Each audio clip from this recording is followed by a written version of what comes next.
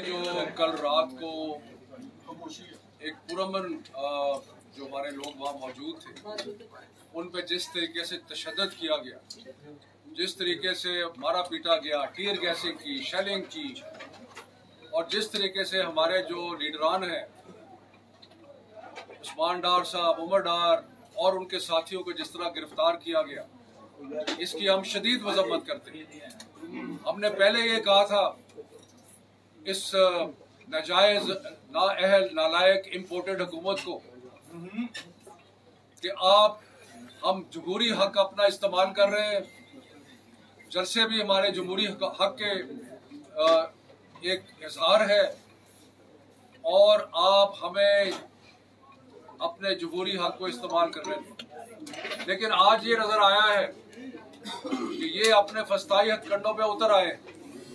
ये नजर आया है कि ये ख्वाजा आसिफ जो डिफेंस मिनिस्टर है, ये उसके कहने पे जिस तरह इंतजामिया ने तशद्दुद किया है, इसकी हम पुरजोर मजम्मत करते हैं। आपको इस वक्त नजर आ रहा है किस तरह अवाम जो है सियालकोट के बफरे हुए हैं। हम अभी भी पुरअमन तरीके से, जमहूरी तरीके से अपना हक इस्तेमाल करना चाहते हैं। हम तशद्दुद और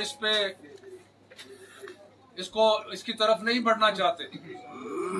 लेकिन अगर आपने ये हथकंडे इस्तेमाल किए तो फिर हमें लॉकडाउन करना पड़ेगा, फिर हमें पहिया जैम करना पड़ेगा। तो हमने पहले भी आपको ये कहा है और अब फिर कह रहे हैं कि होश के नाखुन लें। और जो कल हुआ है सियालकोट में, ये बिल्कुल नाजायज था। उससे दोपहर तक सारी चीजें तय हो गई थी। इस ग्राउंड के बारे में भी जहां जलसा कर रहा था इमरान खान साहब ने, उसके बारे में पूरी एग्रीमेंट हो गई थी, और कोई किसी किस्म की रुकावट के बारे में हमें नहीं कहा गया था। लेकिन उसके बाद रात के 3 बजे जिस तरह तशद्दुद किया गया, जिस तरीके से एक रहते लोगों को मारा पीटा गया, ये शर्म वाला मुकाम है। और ये हमें रोकेगा नहीं। जलसा होगा और हर सूरत इंशाअल्लाह इंशाअल्लाह। और जलसा जो है आज शाम को VIP क्रिकेट ग्राउंड में जलसा होगा, और वहाँ जो जितने भी सियालकोट के शहरी हैं और जितने भी हमारे बाहर से आ रहे हैं, उनको ये उनको कहा जा रहा है कि cricket ground, VIP cricket ground में आए और अपने जमहूरी हक का इजहार करें। और अगर इसमें अब रुकावट डालने की कोशिश की गई, और साथ साथ मैं इंतजामिया को ये कहता हूँ कि फौरी तौर पे, अभी मैंने DC को कहा है, फौरी तौर पे उस्मान डार, उमर डार और सबको रहा किया जाए, क्योंकि ये जो तरीका है ये बिल्कुल काबिल कबूल नहीं है, नाकाबिल बर्दाश्त है। तो खान साहब आज शाम को आएंगे, जलसा होगा। जलसा सियालकोट का एक फकीदुल मिसाल जलसा होगा इंशाअल्लाह। इसलिए जितने भी शहरी हैं सियालकोट के, वो आए।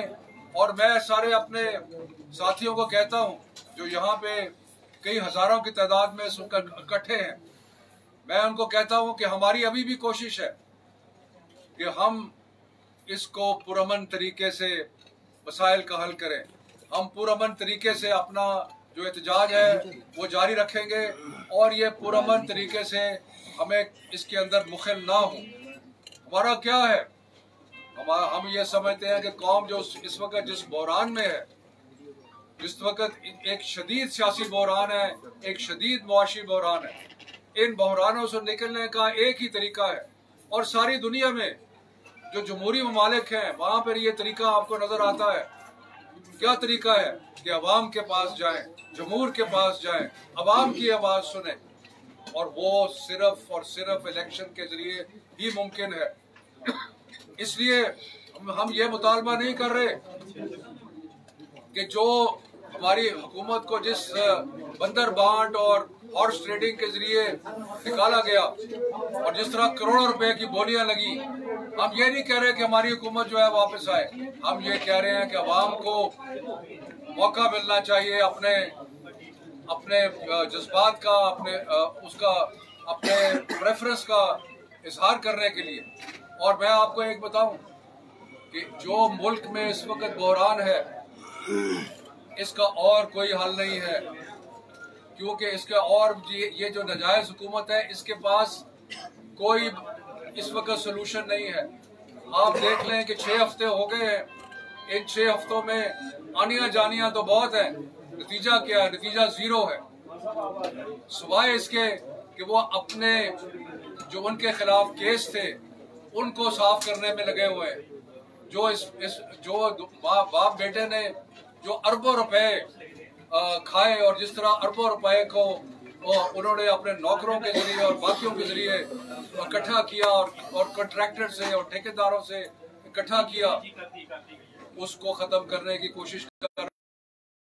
ابھی کل ہی پرسوں FIA نے درخواست کی عدالت میں کہ ہم اس کو پروسیکیوٹ نہیں کرنا چاہتے، یعنی کہ وہ اب اس سے گورنمنٹ جو ہے پیچھے ہٹ رہی ہے اور یہ اپنے آپ کو نہلا دھلا کے صاف ستھرا کرنا چاہتے ہیں۔ پاکستان کی عوام اس کو برداشت نہیں کرے گی۔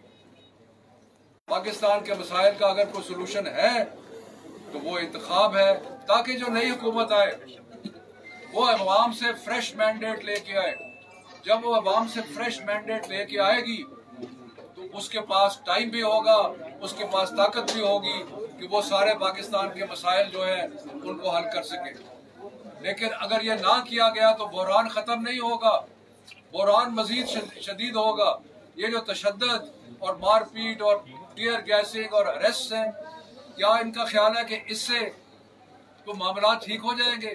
کیا معاشی بحران تحریک انصاف کے کارکنوں کو گرفتار کرنے سے دور ہو جائے گا؟ کیا سیاسی بحران جو ہے وہ تشدد اور ٹیئر گیس اور شیلنگ کرنے سے ٹھیک ہو جائے گا؟ کچھ ہوش کے ناخن لیں تو پاکستان کا سوچیں، اور ایک ہی طریقہ ہے، اور ہماری جتنی جدوجہد ہے وہ صرف ایک پرامن جدوجہد جو ہے وہ صرف ایک ہی نقطے پہ ہے، الیکشن کا اعلان کیا ہے۔ لیکن یہ آج کل جو ہمیں نظر آیا ہے، یہ ہمیں نشانی نظر آئی ہے جس میں یہ تشدد کا راستہ اختیار کرنے پہ تلے ہوئے ہیں۔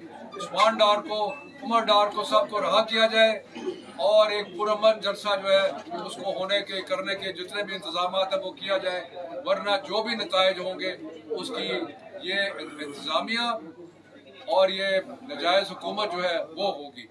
اس لیے احمد رضا صاحب جو آزاد کشمیر کے منسٹر ہیں، اندازہ لگائیں آپ، آزاد کشمیر کے منسٹر ہیں احمد رضا صاحب، ان کو بھی گرفتار کیا ہوا ہے۔